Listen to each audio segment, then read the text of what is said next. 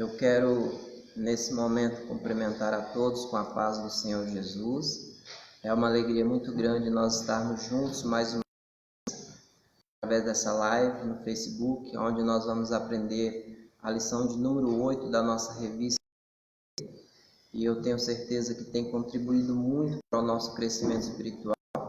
E eu sei que vai ser bênção para a minha vida e para a sua vida, em nome de Jesus. Amém? Então, que Deus possa te abençoar poderosamente em Cristo Jesus. Nós vamos estudar a lição de número 8, que tem como título Apresentando ao Senhor nossos questionamentos. Porque eu acredito que todos nós temos questionamentos com nós mesmos. Nós não devemos questionar ao Senhor, mas nós podemos apresentar nossos questionamentos. Amém? Então nós vamos ler aqui o texto áudio que diz assim: Mas para mim, bom é aproximar-me de Deus. Pus a minha confiança no Senhor Deus, para anunciar todas as tuas obras. O Salmo de número 73, no verso 28.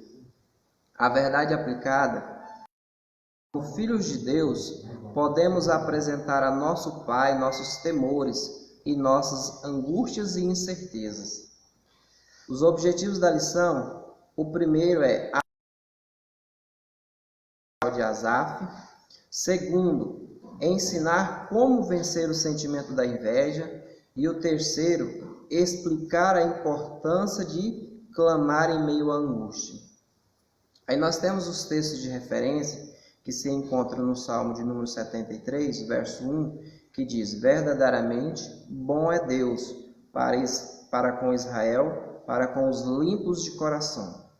No Salmo de número 77, verso 3 e 4, diz assim: lembrava-me de Deus e me perturbei, queixava-me, e o meu espírito desfalecia.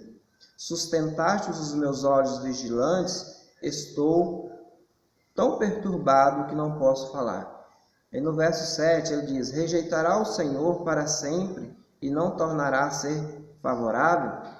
No verso 11, lembrar-me-ei, pois, das obras do Senhor. Certamente que me lembrarei das tuas maravilhas da antiguidade.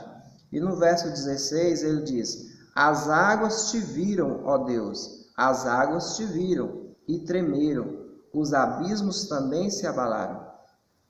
Aí nós temos aqui o motivo da oração: ore para que Deus fortaleça os cansados e cure as feridas da alma. Então nós vamos orar nesse momento. Pai, em nome de Jesus eu te peço, Senhor, que o Senhor, ó Pai, possa abençoar a cada um de nós, que o Senhor, ó Pai, possa curar as nossas feridas, curar as feridas da alma, as nossas incertezas, as nossas lamentações, os nossos questionamentos, que nós possamos ter uma fé concreta e convicta no Senhor, que o Senhor está lutando por nós, o Senhor está trabalhando por nós, que o Senhor não nos desampara e jamais nos desamparou. E eu te peço e te agradeço em nome de Jesus. Amém e amém.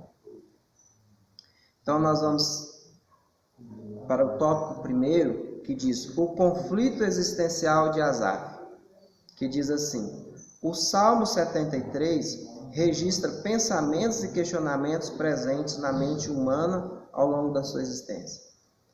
Então, nós temos aqui no tópico primeiro o conflito existencial de Asaf, ou seja, no primeiro tópico, a gente prestando atenção no primeiro tópico, a gente vê que Asaf ele olha para o ímpio. E nós vamos ver no tópico 2 que ele olha para Deus. E no tópico 3, ele olha para si mesmo. Então, no tópico primeiro, ele está olhando para o ímpio, ele está olhando para a vida do outro. E isso corre um sério risco para nós, quando nós começamos a olhar para a vida dos outros. Porque o nosso modelo é Cristo. O nosso modelo perfeito é Cristo. E quando eu começo a olhar para a vida do ímpio ainda, eu sou justificado por Cristo, eu preciso olhar para Cristo. Se eu olho para a vida do ímpio, eu corro um sério risco de querer ele como modelo para a minha vida. Porque quando nós olhamos lá em 1 Samuel capítulo 8, por exemplo, nós vimos que o povo de Deus, o povo de Israel, disse para Samuel: você já está velho e os teus filhos não têm andado nos teus caminhos. E nós queremos que seja constituído sobre nós um rei. porque todas as nações têm rei. Ou seja, eles olharam para as outras nações e desejaram ser como elas. E muitas das vezes, nós olhando para a vida dos outros, olhando para a vida do ímpio principalmente, a gente quer as coisas que eles fazem, a gente vê prazer naquilo que ele vive. E isso, uma vez que eu fui justificado por Cristo, isso não serve para mim mais. Então, o meu modelo é Cristo, eu preciso olhar para Cristo. E Asaf começou a olhar para a vida do ímpio, e ele começou a ter conflitos existenciais, ele começou a fazer questionamentos, porque muitas das vezes é isso que acontece.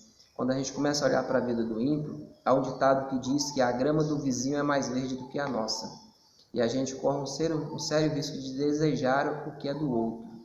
Então Asaf ele começa a fazer questionamentos. Muitas das vezes nós também fazemos esses questionamentos.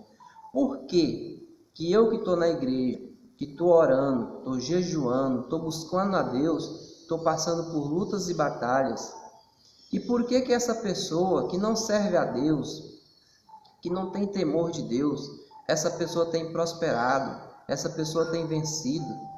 E aí é onde entra esses questionamentos, a nossa fé fica abalada, começa a ter dúvidas no nosso coração. E aí eu preciso fazer alguns questionamentos, porque muitas das vezes nós também falamos, por que Deus leva primeiro os bons e deixa os maus? Porque nós sempre fazemos esse questionamento, parece que os bons morrem primeiro, mas Deus colocou na sua palavra que diz que existe a lei da semeadura. Tudo aquilo que o homem planta, o homem colhe. Então tem coisas que Deus não interfere, tem coisas que é a lei da semeadura. Por exemplo, uma pessoa que levanta cedo todos os dias, trabalha, estuda, batalha, Deus não pode impedir que ela prospere, porque se Deus fizer isso, Deus será injusto. E Deus não pode prosperar uma pessoa só porque ela é cristã, se ela não gosta de trabalhar, se ela não gosta de estudar, se ela não gosta de levantar cedo, levanta 10 horas, meio-dia, ou seja, onde estaria a justiça de Deus? Então existe a lei da semeadura. Aquele que planta, colhe. E se eu planto vento, eu colho tempestade.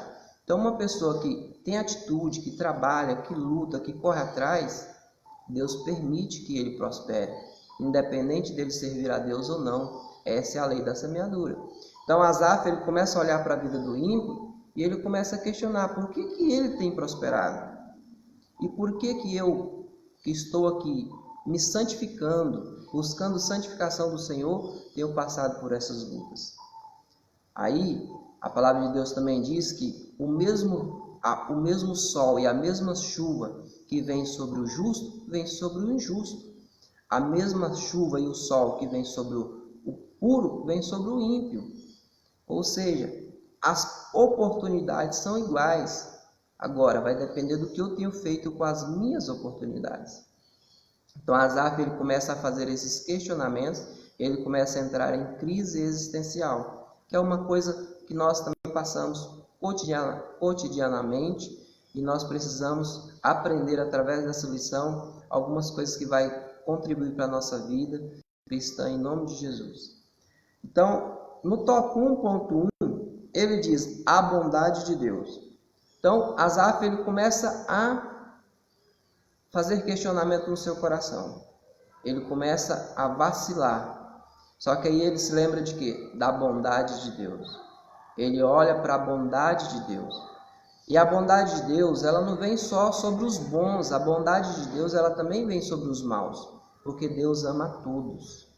A palavra de Deus mesmo mostra isso em João capítulo 3, versículo 16.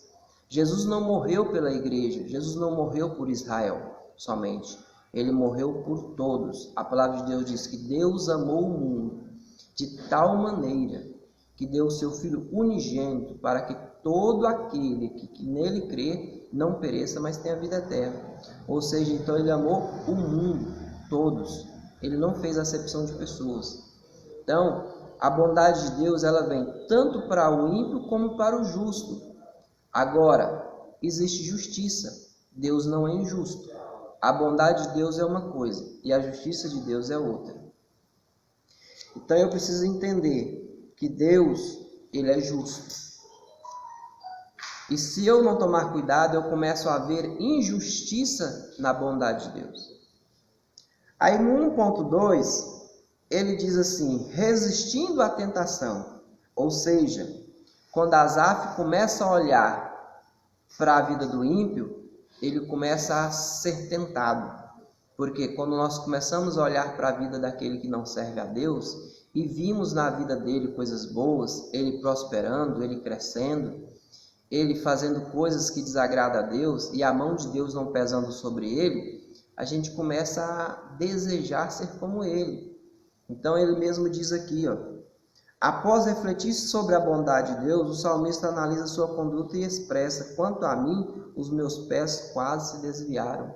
Ou seja, olhando para a vida do ímpio, ele quase se desviou, porque a sua fé foi abalada. Quando nós começamos a olhar para a vida daquele que não serve a Deus, quando nós começamos a olhar para a vida daqueles que não têm temor, nós começamos a ter dúvida no nosso coração, e nós corremos um sério risco de abalar a nossa fé. E aí a palavra de Deus diz aqui, por um momento a sua fé se abalou, quase cedeu aos encantos da esquecendo-se da bondade de Deus. Ou seja, o que o mundo oferece é passageiro. As tentações, esses prazeres que o mundo oferece, tudo é passageiro. Mas aquilo que Deus nos oferece é eterno, a salvação. E salvação não tem nada a ver com prosperidade. Eu preciso entender que salvação e prosperidade são coisas diferentes. E a prosperidade, ela está muito mais além do que riquezas financeiras. Amém? Aí no 1.3, fala sobre a inveja. A inveja. O salmista declara que foi tomado por inveja ao ver a prosperidade do ímpio. Ou seja, quando nós começamos a olhar para a vida daquele que não serve a Deus, e nós vimos ele prosperando, nós começamos a ter inveja. E a inveja, ele é um sentimento maligno. A inveja não é de Deus. A inveja é do diabo. A inveja brotou no coração de Satanás. Então, esse sentimento não pode fazer parte da minha vida. Esse sentimento não pode fazer parte do meu coração. Porque uma vez que eu nasci de novo, uma vez que eu estou em Cristo Jesus, o meu coração foi transformado. E eu não posso permitir que esse sentimento invada o meu coração. Porque a palavra que diz, esse terrível sentimento está presente no cotidiano da igreja desde a antiguidade. Na igreja de Corinto havia sérios problemas decorrentes da inveja. E isso acontece nos nossos dias de hoje. Porque quando Asaf entristece vendo a prosperidade do ímpio, o que ele está dizendo? Para ele, o justo seria que o ímpio padecesse. Para ele, o justo seria que o ímpio vivesse em desgraça. É isso que muitas das vezes acontece com a gente. Se eu tenho inveja daquele que está prosperando mais do que eu, que não serve a Deus, para mim, o justo é que ele padeça. O justo é que ele viva de miséria. Porque muitas das vezes nós fazemos as nossas analogias segundo as nossas justiças, ou seja, nós acreditamos que Deus tem que punir porque ele não serve a Deus. Deus não pode permitir que ele prospere porque ele não serve a Deus. Então, muitas das vezes, a gente que serve a Deus, a gente comete certas injustiças, porque muitas das vezes, quando a gente vê alguém padecendo de algum mal, que não serve a Deus, a gente diz, não, mas é Deus pesando a mão, é Deus fazendo justiça. Então, às vezes, as pessoas fazem uma ideia de um Deus tirano, um Deus mau, que vive matando pessoas, aleijando pessoas, colocando câncer nas pessoas. Deus não é assim. Deus, ele é soberano. Deus não é tirano. Deus, ele é bom e a sua bondade dura para sempre. O próprio Senhor Jesus disse, quando aquele jovem rico chegou diante de Jesus e disse, bom mestre, Jesus disse, bom é Deus. Ou seja, a bondade de Deus, ela é eterna. Independente da sua ação, seja boa ou ruim, Deus é bom.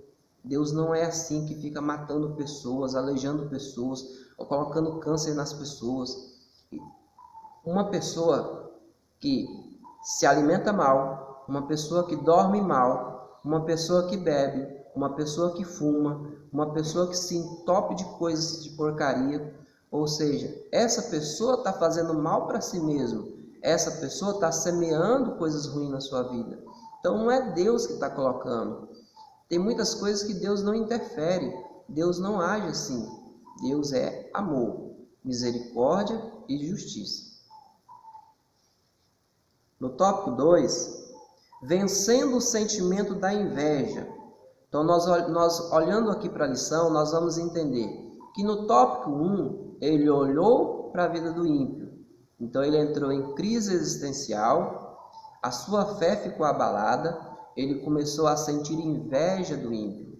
Só que aí, no tópico 2, tem a receita para me vencer tudo isso. No tópico 2, ele olha para Deus. Então, no tópico 2 diz, vencendo o sentimento da inveja. Ao presenciar a prosperidade do ímpio, Asaf questiona o valor da santidade e da purificação. Então, é isso que muitas das vezes acontece. A gente questiona, por que eu estou na igreja? Eu estou orando, eu estou buscando, eu estou me santificando. Só que a pessoa que está lá fora está prosperando mais do que eu. Então, esses questionamentos acontecem. Só que aí, para me curar todo esse mal que começa a invadir o meu coração, o que eu devo fazer? Correr para os pés do Senhor. É isso, exatamente isso que ele faz. Ele apresenta os seus questionamentos para Deus, mas ele corre para a presença de Deus. Porque muitas das vezes as pessoas acham porque eu faço tanto para Deus, eu tenho me santificado, eu tenho me desviado dos caminhos do mal, então Deus tem que fazer aquilo que eu preciso. Ou seja, é uma moeda de troca. Deus é obrigado a me abençoar. Deus é obrigado a me dar aquilo que eu necessito, porque eu estou fazendo algo para Deus. Eu estou servindo a Deus. Só que eu não sirvo a Deus pelo que Ele faz. Eu sirvo a Deus pelo que Ele é. Eu não sirvo a Deus pelas bênçãos que Ele me dá. Eu sirvo a Deus porque Ele me amou primeiro e Ele já se entregou por mim na cruz do Calvário. Então isso já é motivo mais do que suficiente para mim estar na presença dEle, buscando a Ele e servindo a Ele. E eu sou servo, Ele é Senhor. Não tenho obrigação nenhuma de me servir. Ele não é meu empregado. Então, Deus vai me abençoar? Vai. Mas não é porque eu estou aqui que eu tenho que exigir de Deus a obrigação de me abençoar. No tópico 2.1 diz, entrou no santuário.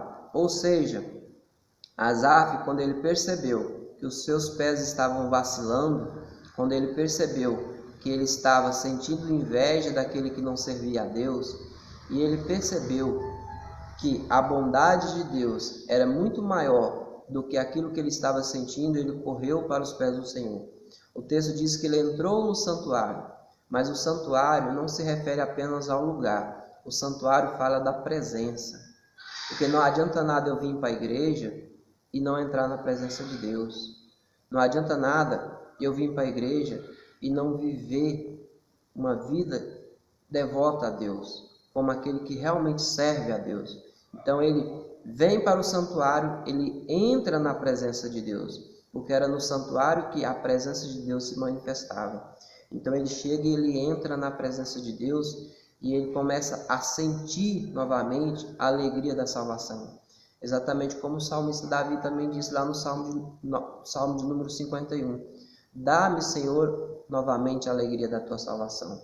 Então Asaf ele volta para os pés do Senhor e ele reconhece que tudo que ele precisa é de Deus. Como no Salmo 23 diz, o Senhor é o meu pastor e de nada eu tenho falta. Então é isso que eu preciso fazer. Esse é o remédio, essa é a receita. Ir para a presença de Deus. No tópico 2.2 diz assim, permitiu ser restaurado por Deus. Ou seja, ele permitiu. Deus, ele age quando nós damos permissão a ele. Deus não é invasor. A palavra de Deus também diz que não é por força e nem por violência. Deus age segundo a sua graça e a sua misericórdia. Mas é preciso que eu abra o meu coração. É preciso que eu abra o meu coração para que ele possa agir na minha vida. Eu preciso reconhecer que eu preciso de Deus. Eu careço das suas misericórdias. eu careço da sua graça. Então, quando ele olha para Deus, ele consegue enxergar as suas misérias, as suas falhas. É isso que acontece quando nós olhamos para Deus. Nós olhamos a nossa pequenez, nós enxergamos as nossas falhas, nós reconhecemos as nossas limitações e nós reconhecemos que nós precisamos de Deus. E aí nós damos lugar e o Espírito Santo trabalha no nosso coração, ele começa a nos moldar novamente, porque a palavra de Deus diz que ele é como um oleiro, que ele pega o barro, se preciso for, ele amassa e refaz o vaso novo. Amém? Aí nós vamos agora para o 2.3, que diz: a prosperidade dos ímpios é temporária. Ou seja, Deus permite que o justo prospere e que o ímpio também prospere. Como eu disse lá atrás, o mesmo sol que vem sobre um, vem sobre o outro. A mesma chuva que vem sobre um, vem sobre o outro. Só que a prosperidade do ímpio é passageira. Quando nós olhamos em Lucas capítulo 19, nós encontramos a parábola do rico e do Lázaro. Quando nós olhamos, segundo a cultura judaica, o entendimento do judeu, quanto mais rico, mais abençoado por Deus. Ou seja, os judeus tinham essa ideia: quanto mais rico fosse, mais abençoado por Deus era. Quanto mais pobre fosse, mais amaldiçoado por Deus era. E isso é uma ideia equivocada. Quando nós olhamos, nós vimos que o rico, ele vestia púrpura. Ele era um homem influente na sociedade. Mas quando ele morreu, ele foi para o inferno, porque a bênção de Deus estava sobre o Lázaro. Quando nós olhamos, nós entendemos que a bênção de Deus envolve a sua salvação, envolve muito mais do que riquezas materiais, e sim riquezas espirituais. E aquilo que Deus nos dá é eterno, dura para sempre. Ou seja, Lázaro era pobre, era mendigo, vivia das migalhas que caía da mesa do rico. No entanto, ele foi salvo. Ele vai viver eternamente com Deus. Ou seja, aquilo que Deus dá é eterno, mas o que o mundo dá é passageiro, é transitório. Ou seja, muitas pessoas estão recebendo as suas coroas de glória já aqui, mas perderão a sua coroa de glória da salvação por causa disso, porque acreditam que a bênção do mundo é mais valiosa do que a bênção de Deus. Vamos entrar agora no tópico 3, clamando em meio à angústia. Tópico 3, clamando em meio à angústia. Quando eu olho aqui para a lição, eu entendo que no tópico 3, ele olha para si mesmo. No tópico 1, ele olhou para a vida do ímpio. No tópico 2, ele olhou para Deus. E no tópico 3, ele olhou para si mesmo. Quando ele olha para si mesmo, ele reconhece que ele precisa de Deus. Então ele apresenta para Deus as suas angústias e ele clama. Aqui diz o Salmo 73, trata dos conflitos existenciais relacionados à fé. Quanto ao Salmo 77, podemos dizer que o clamor da alma angustiada, certamente preferimos falar das alegrias das festas das realizações e alertar sobre a temporalidade delas. Ou seja, no Salmo 77 é diferente. Ele começa a olhar para si mesmo e ele começa a enxergar que precisa de um conserto. Ele precisa da presença de Deus, ele precisa da misericórdia de Deus e ele clama a Deus. É isso que nós precisamos fazer, clamar ao Senhor, para que Ele possa nos resgatar. Eu preciso fazer o caminho de volta. Infelizmente, muitas pessoas hoje, nesse momento que nós estamos vivendo de pandemia, de crise financeira, as pessoas estão entrando em crises existenciais, exatamente como o salmista aqui. Essa lição, ela fala muito para nós hoje, nos nossos dias. Então hoje, infelizmente, muitas pessoas estão se desviando da fé, estão retrocedendo, voltando a viver a vida que viviam antes, porque estão deixando a sua fé ser abalada pelas coisas que o mundo tem apresentado, pelas dificuldades que o mundo tem apresentado. Elas não têm olhado para Deus, não têm olhado para o Senhor. E eu preciso olhar para Cristo. Ele é o meu modelo perfeito. Então aqui, diz que ele clamou ao Senhor. A nossa alma precisa clamar a Deus para que Ele venha nos socorrer. Ele socorre ao aflito no dia da nossa angústia. Então aqui diz no tópico 3.1, grito do aflito. O início do Salmo 77 é marcado por um grito de aflição. Asaf relata o seu estado de angústia e a ação de buscar ao Senhor. A aflição era tamanha que o salmista se recusa a ser consolado. Duas lições aprendemos na presente passagem. A angústia pode atingir qualquer ser humano, ou seja, hoje nós temos as doenças psicossomáticas e uma delas é a depressão, que ela acomete a nossa alma, as nossas emoções, os nossos sentimentos, a nossa razão. Então, aqui o salmista ele começa a perder a sua razão, a sua emoção, a sua alma fica abalada e ele grita por socorro. E é isso que nós precisamos fazer. Hoje, infelizmente, muitas pessoas têm vivido de depressão, vivendo depressão, angústia na alma, não têm conseguido viver uma vida plena, satisfatória no Senhor, justamente por causa dessa questão. Quantas e quantas pessoas hoje têm questionado, Deus se esqueceu de mim, Deus não se importa comigo, Deus não me ama. E eu quero dizer para você, independente do que você esteja fazendo, Deus te ama. Ele pode não concordar com as suas atitudes, mas Ele te ama. Ele abomina o pecado, mas Ele ama o pecador. E Ele quer que você volte para Ele, que você reconheça que você precisa dEle. A palavra de Deus diz que pode uma mãe se esquecer do filho que amamenta, mas todavia eu não me esquecerei de ti, diz assim o Senhor. Ele não se esqueceu de mim, Ele não se esqueceu de você. E Ele não vai se esquecer. Nós nos esquecemos de Deus. Muitas das vezes, quando nós somos abençoados, quando nós estamos vivendo uma vida farta, uma vida próspera, nós entramos no comodismo, nós entramos na zona de conforto e nós esquecemos de Deus. E aí, às vezes, Deus tem que permitir certas situações para que a gente reconheça as nossas fraquezas, as nossas debilidades e voltar para Ele. Aí no tópico 3.2 fala os sintomas da aflição. Aqui fala a angústia era muito profunda. Existem estados de angústia em que as palavras não são capazes de trazer o consolo. A ausência de palavras, a mente estava de tal forma perturbada que o salmista não tinha palavras para expressar a sua dor. Ou seja, às vezes a angústia é tão grande, a nossa alma está tão dolorida, que a gente às vezes se retrai, a gente se isola, a gente não quer contato com ninguém, a gente não quer falar com ninguém, e isso às vezes faz com que a pessoa se afaste da presença de Deus, a pessoa se afasta da igreja, se afasta do rebanho. E uma ovelha isolada, ela é presa fácil.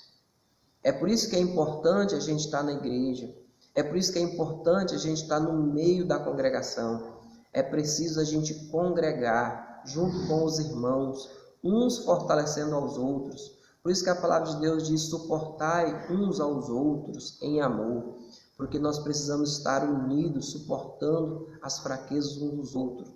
Ovelha precisa andar junto com ovelha, ovelha precisa estar no meio do rebanho, porque senão ele vira presa fácil para o inimigo. E isso tem acontecido nos nossos dias. Muitas pessoas têm se isolado, tem se fechado no seu próprio mundo, se afastado de Deus e tem se tornado presa fácil para o inimigo. E o inimigo está matando, roubando e destruindo almas, infelizmente. Mas essa lição tem nos ensinado hoje o caminho que nós devemos fazer. 3.3 Restabelecendo a fé. Aqui diz assim, o salmista reconhece que a angústia que estava passando tratava-se de uma enfermidade e começa a lembrar e meditar nas obras do Altíssimo. O salmista deixa de meditar nas suas tristezas e passa a meditar nas ações de Deus. Ou seja, o salmista reconhece, a primeira coisa que eu preciso fazer é reconhecer que eu estou enfermo, que a minha alma está enferma. A maior dificuldade das pessoas hoje é reconhecer. Às vezes nós temos dificuldade de demonstrar as nossas fraquezas. Nós temos dificuldade de demonstrar que precisamos de ajuda. Muitas pessoas se fecham e não pedem ajuda. E quando vai pedir ajuda já é tarde demais. Então eu preciso fazer como o salmista Asaf, reconhecer, pedir ajuda, pedir socorro. Eu preciso do socorro de Deus. E ao invés de eu ficar olhando para as minhas angústias, olhando para as minhas fraquezas, olhando para as minhas necessidades, olhando para as minhas falhas, eu preciso olhar para Deus. Eu preciso olhar para Deus. Então, eu preciso olhar para as suas ações, para a sua misericórdia. Eu preciso relembrar das coisas maravilhosas que Ele já fez. Ele passou a olhar para as obras do Altíssimo. Ele passou a olhar para as obras de Deus.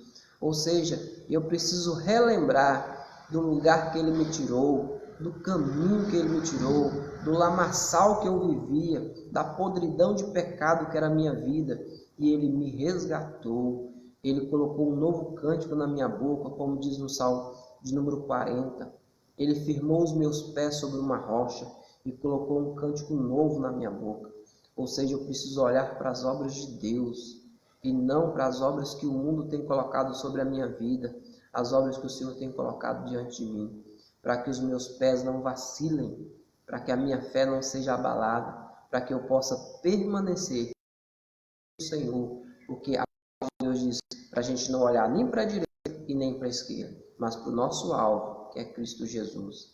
Que nós possamos fazer como Paulo, falar como Paulo: combati o bom combate, guardei a fé, acabei a carreira. Ou seja, eu preciso manter firme, focado em Cristo Jesus. E esta foi a lição de número 8 que nós estudamos hoje, e eu tenho certeza que, de alguma maneira, ela possa ter enriquecido o teu conhecimento, ter trazido coisas boas para a tua vida, que nós possamos cada dia mais estar meditando na palavra do Senhor, que nós possamos estar crescendo em graça e em conhecimento. Aí a palavra de Deus diz aqui, na conclusão: mesmo sendo discípulo de Cristo e templo do Espírito Santo, continuamos sendo vasos de barro. Somos totalmente dependentes da graça do Senhor, no enfrentamento de tantas situações que parecem querer nos sufocar. Em Cristo podemos sempre triunfar. Ou seja, eu preciso reconhecer que eu sou vaso de barro. Vaso de barro quebra. Vaso de barro é frágil. Se eu estou de pé, se eu estou firme, é porque Deus está me sustentando. É porque a misericórdia de Deus, que se renova a cada manhã, tem me mantido de pé. Se eu não vacilei, se eu não caí, é porque Deus tem me guardado, Deus tem me protegido. Mas se eu sair da sua presença, se eu me desviar olhando para a vida do ímpio, eu corro um sério risco de cair e perder a minha salvação. Porque nós temos algumas pessoas que acreditam que uma vez salvo, salvo para sempre. Mas a palavra de Deus diz que aquele que persistir até o fim receberá a coroa de glória. Ou seja, eu posso perder a minha salvação no decorrer do caminho.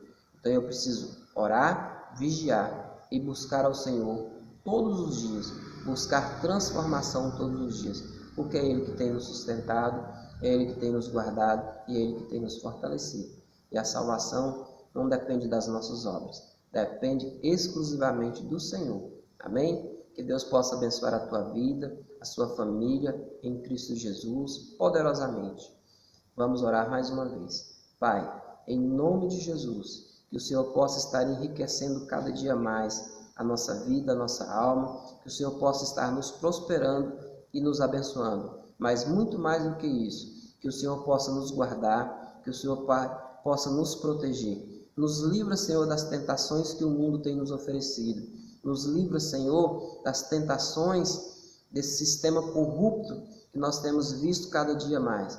Que nós possamos ser amigos de Deus e inimigos do mundo. Porque a tua palavra mesmo diz que aquele que é amigo do mundo se constitui inimigo de Deus. E que nós possamos continuar firmes na tua presença, buscando ao Senhor, meditando na tua palavra de dia e de noite. Que esse seja o nosso prazer, como diz no Salmo 1. Que nós possamos meditar cada dia mais.